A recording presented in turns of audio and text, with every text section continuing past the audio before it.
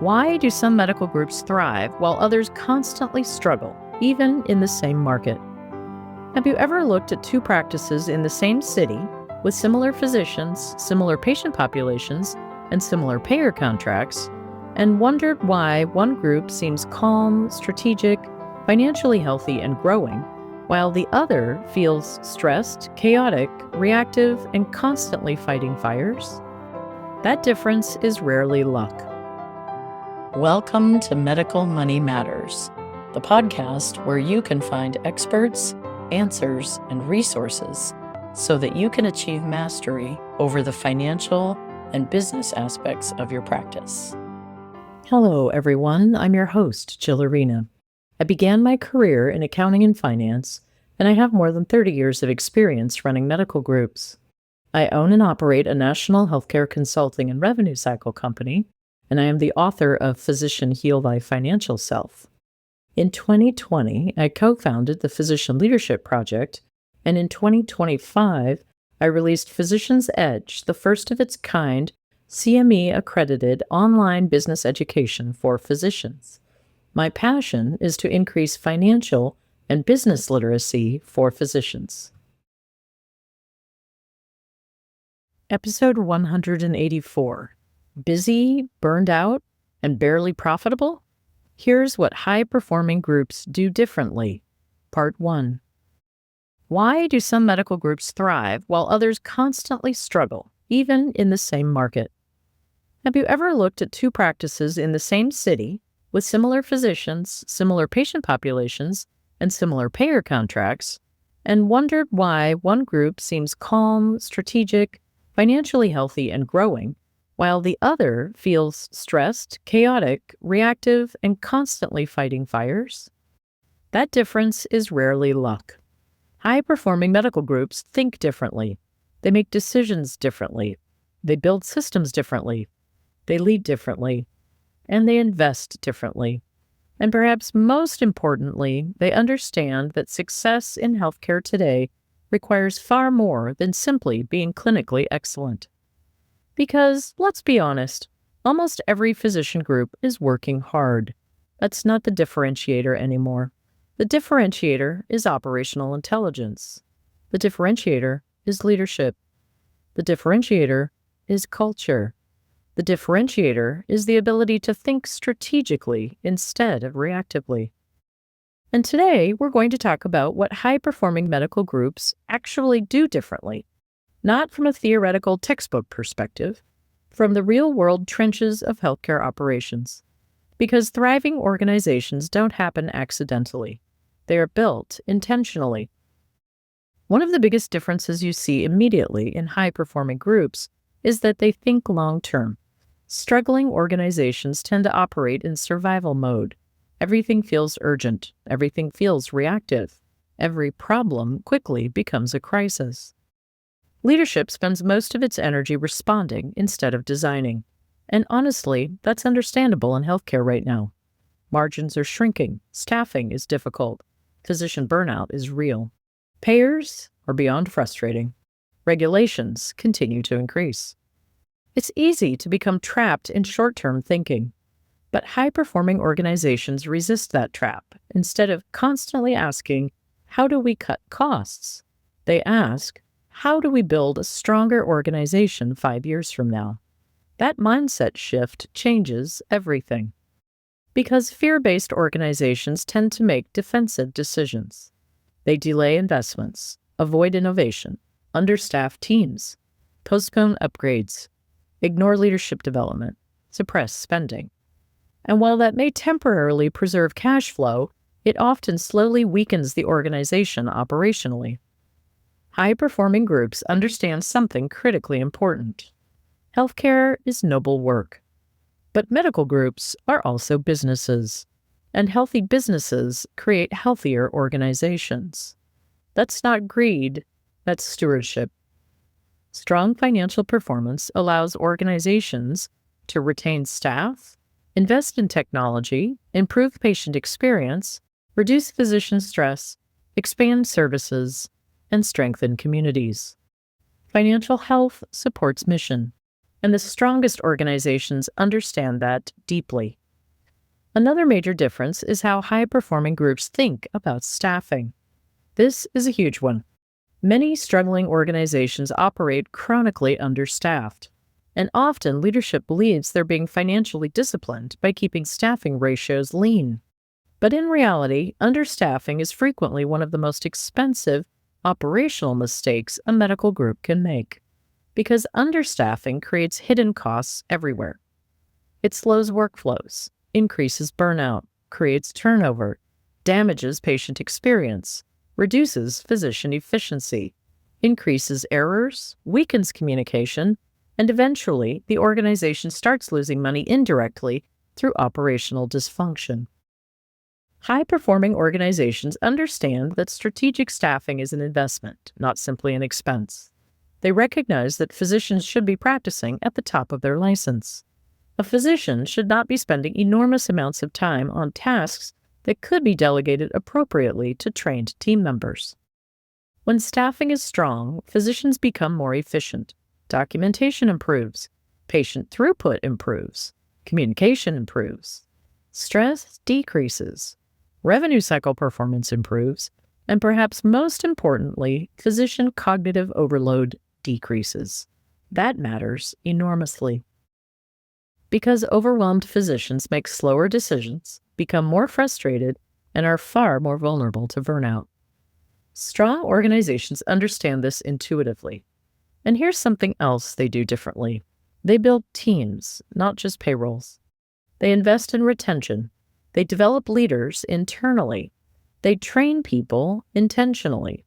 They understand that turnover is incredibly expensive, and not just financially expensive, culturally expensive, operationally expensive, emotionally expensive. Every time an organization loses experienced staff, institutional knowledge walks out the door. Strong organizations work hard to prevent that. And this is where culture becomes incredibly important.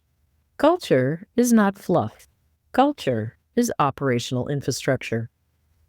Healthy cultures improve communication, reduce drama, increase accountability, and create psychological safety. And psychological safety matters far more than most healthcare leaders realize. Organizations function better when people feel safe speaking honestly, when employees can identify problems early without fear, when physicians can challenge workflows constructively, when staff members feel respected and heard. That creates adaptability. And adaptability is becoming one of the most important competitive advantages in modern healthcare. Now, here's another important distinction high-performing groups understand. As we've said in past episodes, busy does not automatically mean profitable. This is one of the biggest misconceptions in healthcare. Some practices are incredibly busy and financially struggling at the same time. The physicians are exhausted, schedules are packed, everyone feels overwhelmed, yet margins remain thin. Why? Because volume alone doesn't guarantee operational strength. In many cases, the organization has poor workflows, weak revenue cycle management, excess overhead, inefficient scheduling, undercoding, poor payer mix, technology inefficiencies, communication breakdowns. In other words, activity is not the same thing as strategy. And high-performing organizations understand that deeply. They use data differently. They measure things consistently. They track coding distributions, denials, accounts receivable, lag days, productivity metrics, staffing ratios, margins by service line. They understand where money is leaking operationally, because strong organizations do not guess, they measure. And honestly, this is where many practices begin separating themselves operationally. The best organizations develop what I call operational curiosity. They constantly ask, what is this data telling us? Where are the bottlenecks? What systems are failing? What processes create friction? What can be improved? They treat operations almost like physicians approach clinical medicine. They diagnose problems systematically, and that mindset becomes incredibly powerful over time, because small operational leaks compound. A little inefficiency in scheduling, a little undercoding, a little staffing instability, a little revenue cycle slippage. Over time, those small problems become enormous financial and operational burdens, and high-performing groups refuse to ignore them.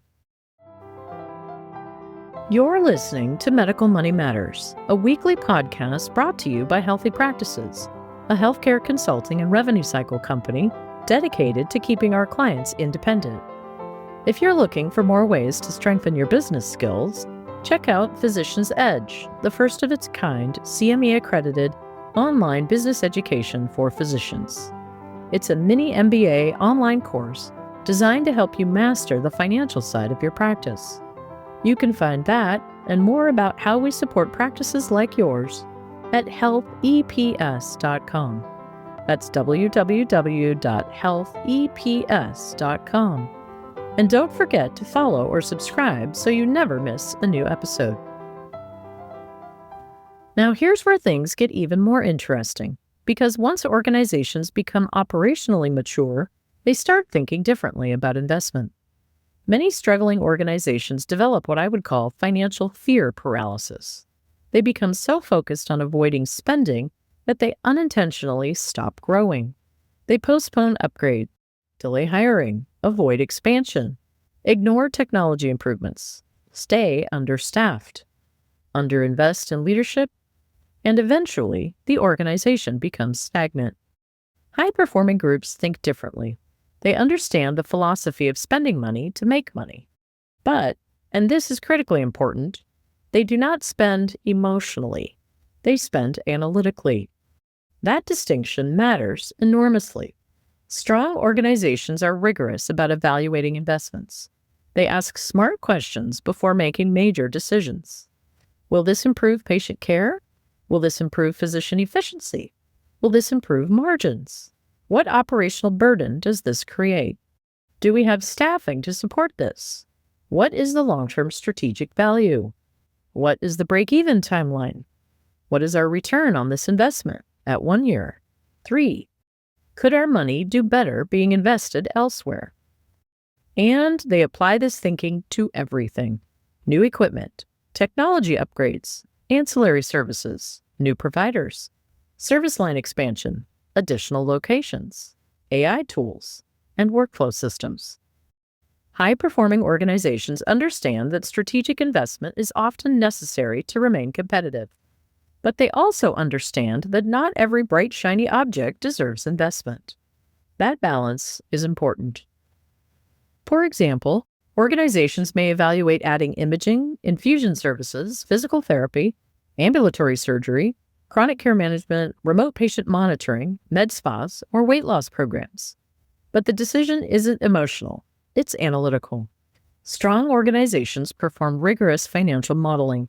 They evaluate market demand, staffing requirements, payer reimbursement, capital costs, operational complexity, and long-term sustainability. And perhaps most importantly, they evaluate whether the investment aligns with organizational strategy. Because not every revenue opportunity is the right opportunity. That's where discipline matters.